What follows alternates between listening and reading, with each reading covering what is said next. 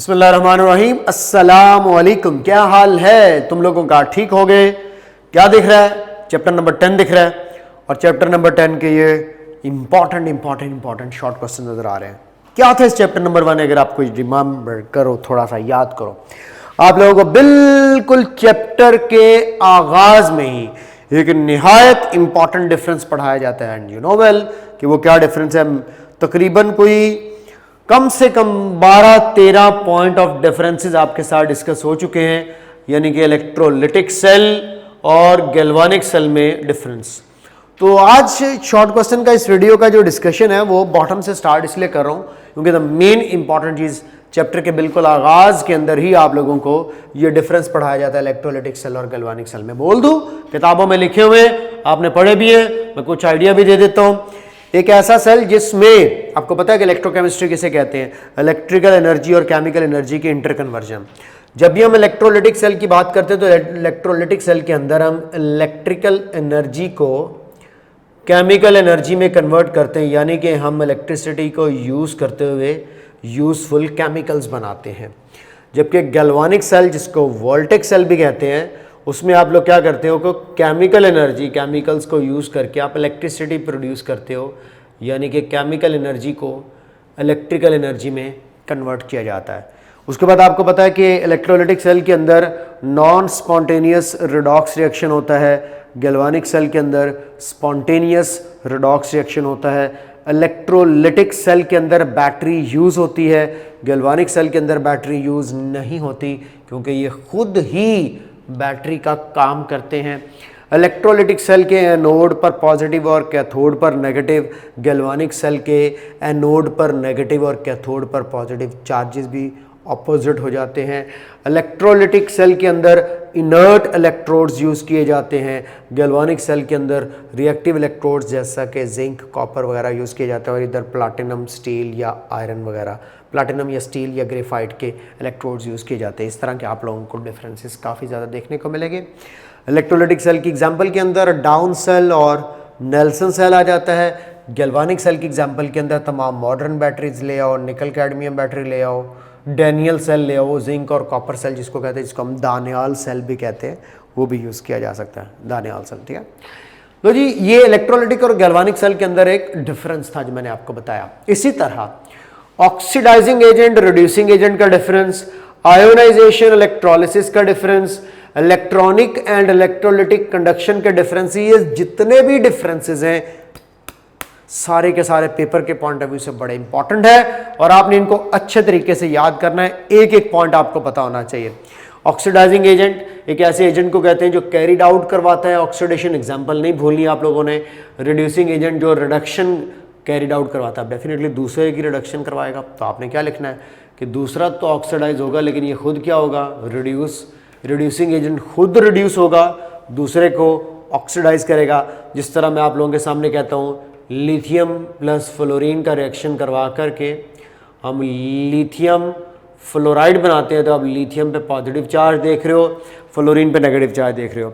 Oxidation और reduction के अंदर भी डिफरेंस आप लोगों को पेपर में पूछा जा सकता है। तो यहाँ पे देखें, लिथियम ने इलेक्ट्रॉन को लूज किया और कैटाइन में कन्वर्ट हुआ, तो ये हुआ है लॉस ऑफ इलेक्ट्रॉन, जो कि क्या कहलाया है? ऑक्सीडेशन। लिथियम हो रहा ऑक्सीडाइज। फ्लोरीन देखें, यहाँ पे लिथियम 0 था, यहाँ पे लिथियम +1 है, यहाँ पे फ्लोरीन 0 है, लेकिन 0 से देखें ये -1 में गया है, तो ये इसने किया है गेन ऑफ इलेक्ट्रॉन, और गेन ऑफ इलेक्ट्रॉन क्या होता है? रिडक्शन। अब आपने देखा कि लिथियम खुद तो ऑक्सीडाइज हुआ, लेकिन इसने अपना इलेक्ट्रॉन फ्लोरीन को दिया, तो फ्लोरीन की क्या हुई? रिडक्शन हुई। तो इसका मतलब है लिथियम को मैं रिड्यूसिंग एजेंट कहूंगा। क्यों रिड्यूसिंग एजेंट कहूंगा? क्योंकि लिथियम ने फ्लोरीन को रिड्यूस किया, तो बेटा फ्लोरीन को क्या कहूंगा? ऑक्सीडाइजिंग एजेंट के इसने लिथियम का इलेक्ट्रॉन निकाल के लिथियम को ऑक्सीडाइज किया, यानी कि दूसरे को ऑक्सीडाइज करना है और खुद क्या होना है? रिड्यूस। दूसरे को क्या करना है? ऑक्सीडाइज, और खुद क्या होना है? रिड्यूस। तो ये बात आपके जहन में होनी चाहिए। समझ आ रही बात की? अच्छा, फिर आप क्या लिख सकते हैं पॉइंट में कि मेटल्स रिड्यूसिंग एजेंट का काम करती हैं और जो नॉन मेटल्स हैं वो ऑक्सीडाइजिंग एजेंट्स का काम करती है। तो इस तरह मिला के काफ़ी ज़्यादा डिफरेंसेस आपको देखने को मिल सकते हैं। ऑक्सीडाइजिंग एजेंट्स की एग्जांपल में आप KMnO4 को लिख सकते हो। रिड्यूसिंग एजेंट्स की एग्जांपल्स में आप हाइड्रोजन आयोडाइड और HCl जैसी एग्जांपल्स को लिख सकते हो। लो जी, एग्जांपल्स देना बेहद ज़रूरी है। ये एग्जांपल भी आप लिख सकते हैं। आप बता सकते हैं इस एग्जांपल में लिथियम ऑक्सीडाइज हो रहा है, फ्लोरीन रिड्यूस हो रहा है। लिथियम रिड्यूसिंग एजेंट का काम करेगा क्योंकि फ्लोरीन को रिड्यूस करके खुद ऑक्सीडाइज हो रहा है। फ्लोरीन ऑक्सीडाइजिंग एजेंट का काम करेगा कि खुद रिड्यूस हो रहा है और लिथियम को ऑक्सीडाइज करवा रहा है। इसी तरह आयोनाइजेशन और इलेक्ट्रोलिसिस में भी डिफरेंस है।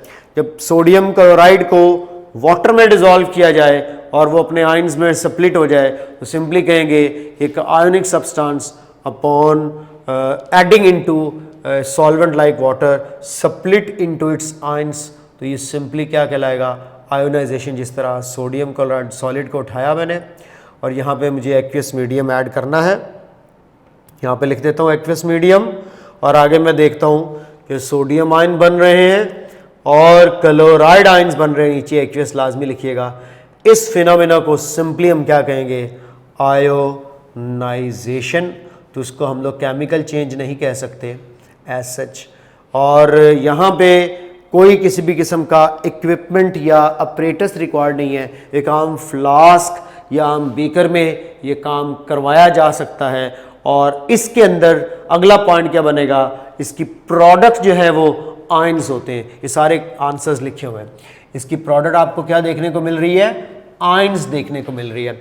लेकिन जैसे मैं इलेक्ट्रोलिसिस की बात करूंगा तो इलेक्ट्रोलिसिस में देखिए क्या होगा कि when A current is passed through an electrolyte and the respective ions, cations and anions, move towards their respective electrodes, anode and cathode.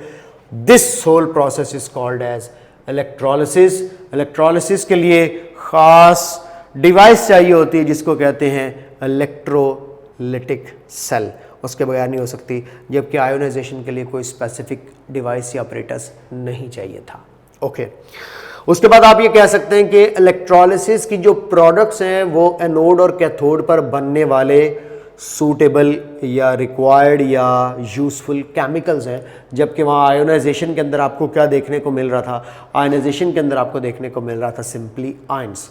Examples electrolysis की कैसे लिखोगे आप, सोडियम क्लोराइड फ्यूज्ड जो है मोल्टन फॉर्म, उसकी इलेक्ट्रोलिसिस इस तरह करवाएंगे। जब आप कहेंगे कि इसको हीट किया जाता है या ये फ्यूज फॉर्म में होता है तो ये अपने आयंस में कन्वर्ट होता है, जिसमें सोडियम का लिक्विड आयन होता है और क्लोराइड लिक्विड आयन होता है, यानी कि सोडियम क्लोराइड को पिघलाया जाता है। उसके बाद आपको पता है ये कैटाइंस है वो सोडियम कैटाइंस हैं और क्लोराइड्स क्या हैं, एनाइंस हैं। तो इसकी एग्जांपल में आप पहले एट कैथोड रिएक्शन लिख दीजिएगा, फिर आप एट एनोड रिएक्शन लिख दीजिएगा। यानी कि एग्जाम्पल मैटर अलॉट। मैं ज़्यादा फोकस एग्जाम्पल पे इसलिए कर रहा हूँ ताकि तुम्हें पता हो कि तुमने क्या लिखना है। कैटाइंस कैथोड पर ले जाएं, गेन ऑफ इलेक्ट्रॉन करवा दें, तो सोडियम का कैटाइन प्लस इलेक्ट्रॉन आपको देखने को मिल रहा होगा सोडियम एलिमेंट दोबारा से अपनी सॉलिड स्टेट में आपको मिल जाएगा। और कहते हैं कि इसको बैलेंस कर दें तो ज़्यादा बेहतर है। क्यों? क्योंकि आगे जो हमने दो क्लोराइड आयंस आने हैं उनको दो क्लोरीन एटम्स में कन्वर्ट करना है और साथ में दो इलेक्ट्रॉन्स निकालने हैं। उम्मीद है ये आपको दिख रहा होगा। तो बड़ा ये रही लॉस ऑफ इलेक्ट्रॉन जिसको ऑक्सीडेशन गेन ऑफ इलेक्ट्रॉन जिसको रिडक्शन कहते हैं, जिसको मैं GER के साथ याद रखता हूँ। गेन ऑफ इलेक्ट्रॉन रिडक्शन और नीचे एनोड पर हमेशा लॉस ऑफ इलेक्ट्रॉन होता है जो कि क्या कहलाता है, ऑक्सीडेशन। तो ये gain of electron, loss of electrons अपने अपने रिस्पेक्टिव इलेक्ट्रोड्स पर होते हैं और इन इलेक्ट्रोड्स पर होने वाले काम को इलेक्ट्रोलिसिस कहते हैं। तो इलेक्ट्रोलिसिस की डेफिनेशन निहायत सिंपल है कि कैसा प्रोसेस जिसमें इलेक्ट्रोलाइट में से करंट पास करवाए और इलेक्ट्रोलाइट के जो रिस्पेक्टिव आयंस है वो अपने अपने एनोड और कैथोड पर जाकर डिपॉजिट हो जाए, तो उसको बोला जाता है इलेक्ट्रोलिसिस। लो जी, इसी तरह इलेक्ट्रॉनिक कंडक्शन और इलेक्ट्रोलिटिक कंडक्शन में भी डिफरेंस आप लोगों ने याद रख लेना है। इनमें क्या डिफरेंस है? इलेक्ट्रॉनिक कंडक्शन जो है वो इलेक्ट्रिसिटी की कंडक्शन बाय इलेक्ट्रॉन्स होती है और इलेक्ट्रोलिटिक कंडक्शन बाय आयंस होती है। यानी कि आप कह सकते हैं कि इलेक्ट्रॉनिक कंडक्शन जो है वो हमारे पास गैल्वानिक सेल में होती है, और हम लोग यहाँ पे कहेंगे कि इलेक्ट्रोलिटिक कंडक्शन जो है वो हमारे पास इलेक्ट्रोलिटिक सेल में होती है। फिर हम कहेंगे इलेक्ट्रॉनिक कंडक्शन की एग्जांपल्स में मेटल्स की कंडक्शन आ जाती है। इलेक्ट्रोलिटिक कंडक्शन की एग्जांपल में सॉल्यूशन के अंदर से करंट को पास करवाना, तो वो इलेक्ट्रोलिसिस की एग्जांपल्स में भी हम लोगों ने पढ़ी है। उसके बाद आप ये कहेंगे कि इलेक्ट्रॉनिक कंडक्शन में किसी भी किस्म का कोई भी चेंज नहीं आता सब्सटेंस के अंदर के, मेटल के अंदर से अगर करंट गुजरता रहे तो उसको कोई फर्क नहीं पड़ता। इसको मेटालिक कंडक्शन भी कहते हैं। याद रखिए, electronic conduction is also called metallic conduction. जो वायर्स के अंदर से करंट गुजरता है ना, तारों के अंदर से, वो इलेक्ट्रॉनिक कंडक्शन है। और अगर आप नमक वाले पानी के अंदर बिजली के तार फेंके और उसमें अपना दस्ते मुबारक डालें और आपको करंट पड़े, तो वो ऑफ कोर्स इलेक्ट्रोलिटिक कंडक्शन है जो आयंस के थ्रू हो रही है। और याद रख लीजिएगा, इसमें बाकायदा तौर पर इलेक्ट्रोकेमिकल चेंज होता है। तो इलेक्ट्रोकेमिकल चेंज बाकायदा तौर पर कंसिडर किया जाता है। There is no change in case of electronic conduction, but there is an electrochemical change in case of electrolytic conduction, जो हमने इलेक्ट्रोलिसिस में भी पढ़ी है आपके सामने। लो जी, ये जितने भी डिफरेंसेस हैं विद एग्जांपल्स आप लोगों ने याद रख लेने हैं। यहाँ पे आप क्या एग्जांपल देंगे? Electricity conduction by copper metal. यहाँ पे क्या एग्जांपल देंगे? Electricity conduction by sodium chloride solution. You know, वो 3 इडियट्स के अंदर salt water is very good conductor of electricity. तो रणछोड़ दास चांचड़ ने जो डिवाइस बना करके अपने सीनियर को करंट लगाया था, तुम लोग को याद होगा, तुम लोग भूले नहीं होगे वो सीन। खैर, इंजीनियरिंग के स्टूडेंट्स जो मुझे सुन रहे हैं वो ज़्यादा एंजॉय कर रहे होंगे। तो ये नाप हम लोगों ने ये सवाल कर दिया, हम लोगों ने ये सवाल कर दिया, ये सवाल कर दिया, ये सवाल कर दिया। वेरी गुड, इतने ज़्यादा हो गए। इसका मतलब हमारे पास शी रह गया। What is she? You know, standard hydrogen electrode. आपने ये कहना है it is a kind of standard electrode. It is made up of, वो सारा लिखना है, प्लैटिनम वायर, ग्लास जो है वो इलेक्ट्रोड होता है, और इसमें प्लैटिनम की स्ट्रिप भी होती है। वो डायग्राम भी बना दीजिएगा, 1 मोलर HCl भी बना दीजिएगा। और सबसे इंपॉर्टेंट बात क्या लिखिएगा? It is also known as a reference electrode in order to calculate the electrode potentials of other species by coupling them with standard hydrogen electrode using a salt bridge. और salt bridge का याद आया, salt bridge का अलग से भी short question आ सकता है कि what is salt bridge, what are its functions. आपको याद होगा वो यू शेप्ड ग्लास ट्यूब जो 2 ऑक्सीडेशन और रिडक्शन हाफ रिएक्शंस के अंदर एक रिलेशनशिप एस्टैब्लिश करते हैं, उसको सॉल्ट ब्रिज का नाम दिया जाता है। और ये एक इलेक्ट्रिकल न्यूट्रलिटी मेंटेन करने के लिए होती है दोनों सॉल्यूशंस के अंदर। और अगर सॉल्ट ब्रिज यूज़ ना की जाए तो voltage of the cell drops to 0। ये सारे पॉइंट्स आप लोगों को लेक्चर्स के दौरान बताए गए, लेकिन मैंने अब आइडिया देना कि ये पेपर में सवाल आ सकते हैं। शी की जब आप लिख चुके हो सारी की सारी डिटेल और पिक्चर बना दो, और एंड पे एक बात लाजमी लिखिएगा कि शी का स्टैंडर्ड हाइड्रोजन इलेक्ट्रोड का ऑक्सीडेशन पोटेंशियल और रिडक्शन पोटेंशियल दोनों ही फिक्स किए गए हैं क्या? 0। इसलिए इसको रेफरेंस इलेक्ट्रोड का नाम दिया जाता है। आपको अलग से भी सवाल आ सकता है कि व्हाट इज इलेक्ट्रोड पोटेंशियल। तो आपको ये भी पता है कि when ever a metal electrode is dipped in the standard solution of its own ions, the potential setup created is called electrode potential. और वो इलेक्ट्रोड पोटेंशियल क्या होता है? वो इलेक्ट्रोड पोटेंशियल जिस तरह यहाँ पे हम लोग आगे सवाल पढ़ेंगे कि जिंक का standard oxidation potential plus 0.76 volt है, जबकि standard reduction potential minus 0.76 volt है। इस क्वेश्चन के आंसर के अंदर ये इलेक्ट्रोड पोटेंशियल को भी डिस्कस कर दूंगा। लो जी, ये आप लोगों ने एंड पे नोट के साथ लिखना है जब आप शी लिख रहे हो।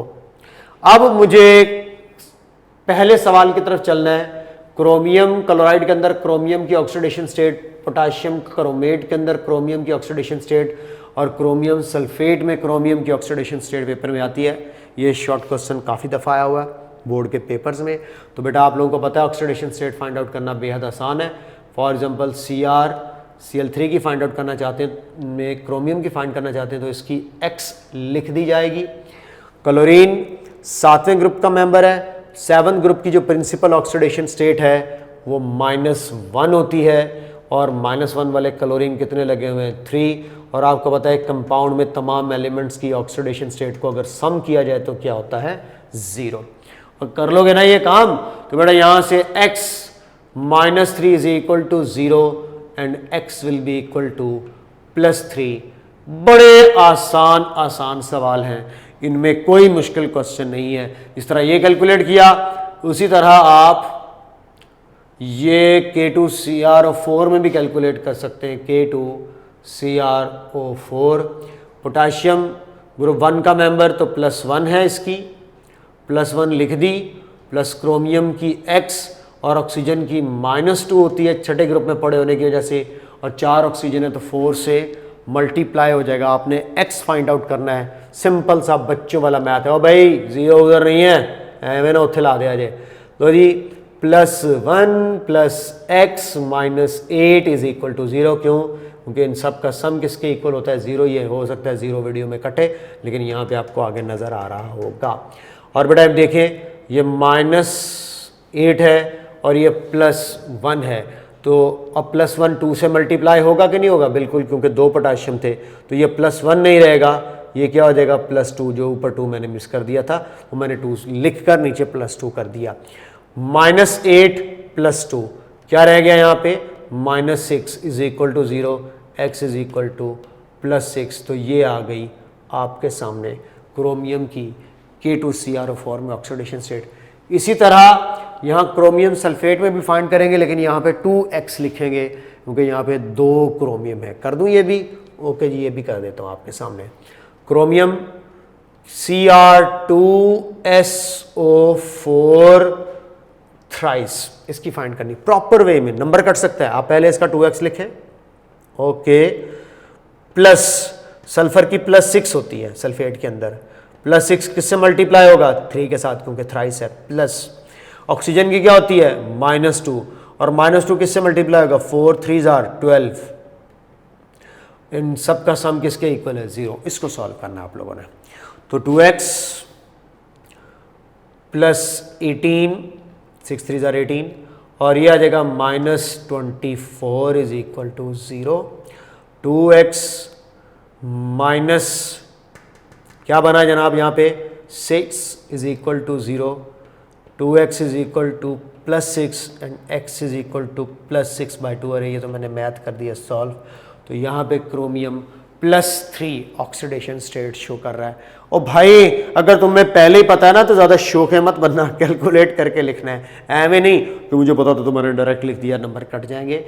इस पूरे के पूरे प्रोसीजर के नंबर है, ये सारा कुछ लिखने के नंबर है। लो जी, पहला सवाल डन। एक सवाल रह गया है, स्टैंडर्ड हाइड्रोजन इलेक्ट्रोड शी की मदद से, मैं उसकी पिक्चर नहीं ना बनाई, लेकिन आपको पता है कि शी की मदद से मुख्तलिफ इलेक्ट्रोड्स का पोटेंशियल कैलकुलेट किया जाता है। तो जिंक का पोटेंशियल, एसओपी का क्या मतलब है?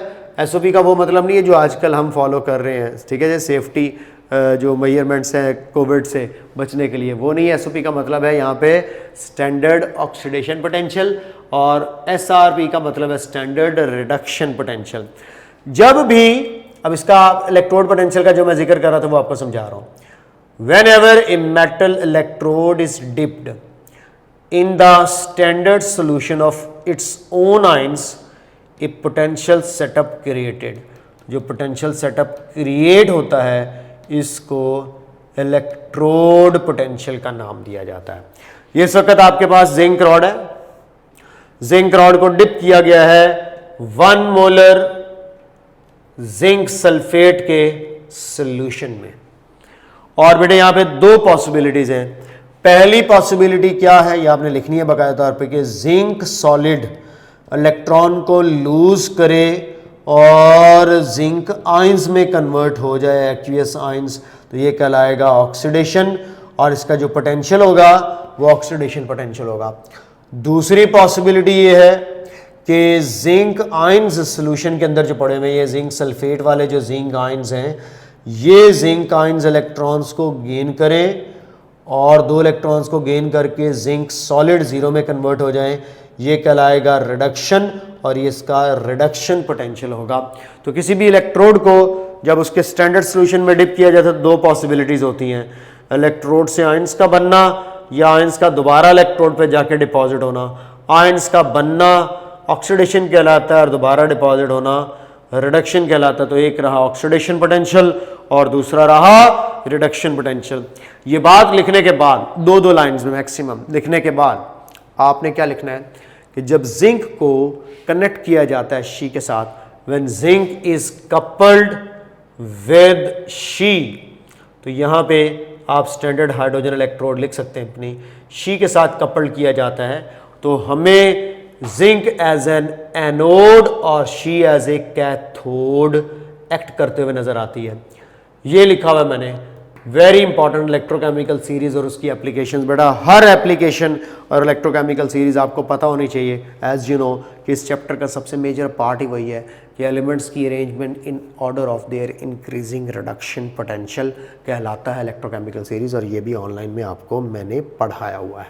खैर, ये आप लोगों के पास आ गया स्टैंडर्ड हाइड्रोजन इलेक्ट्रोड शी, और उसके साथ जिंक ने बनना है एनोड, और जब आप यहाँ पे एनोड के तौर पर इसको देख रहे हो तो डेफिनेटली यहाँ पर ऑक्सीडेशन हो रही होगी, और यहाँ पे जो इसका इलेक्ट्रोड पोटेंशियल कैलकुलेट होता है वो प्लस का साइन यहाँ पे लिख लीजिएगा, प्लस 0.76 वोल्ट है, जो कि हमें शी के साथ कनेक्ट होकर पता चलता है इसका एनोड, यानी कि इसका वो जो पोटेंशियल है जिसको हम ऑक्सीडेशन पोटेंशियल कहते हैं, वो हम बाकायदा तौर पर कैलकुलेट करते हैं, और वो बाकायदा तौर पर जो कैलकुलेट होता है वो हमारे पास पॉजिटिव 0.76 वोल्ट होता है। और जब आप कन्वर्ट करते हैं किसी भी ऑक्सीडेशन पोटेंशियल को रिडक्शन पोटेंशियल में, तो बेटा मैग्नीट्यूड को नहीं छेड़ा जाता, जस्ट साइन को चेंज किया जाता है। तो अगर प्लस साइन है तो क्या हो जाएगा माइनस, और अगर किसी का माइनस साइन है तो क्या हो जाएगा प्लस। इसकी प्रॉपर वर्डिंग, इसका प्रॉपर आंसर मैंने आपको बता दिया कि कैसे लिखना है, और आप अगर ये पिक्चर बना दें तो वेल एंड गुड हो जाएगा। इसमें आपके 2-3 शॉर्ट क्वेश्चन कवर हो गए। इलेक्ट्रोड पोटेंशियल क्या होता है, इसकी टाइप्स क्या होती हैं, इलेक्ट्रोड पोटेंशियल कैसे कैलकुलेट होता है वो भी आपके सामने आ गया, और ये कॉन्सेप्चुअल क्वेश्चन के स्टैंडर्ड ऑक्सीडेशन पोटेंशियल जिंक का प्लस 0.76 वोल्ट क्यों है और स्टैंडर्ड रिडक्शन माइनस क्यों है। जब भी ऑक्सीडेशन को रिडक्शन या रिडक्शन को ऑक्सीडेशन में कन्वर्ट करते हैं तो साइन को रिवर्स कर दिया जाता है। That is the story of this chapter number 1 electrochemistry. Hopefully चीजें मैंने बड़ी डिटेल के साथ आप लोगों को क्विक रिवीजन में डाल के दी हैं।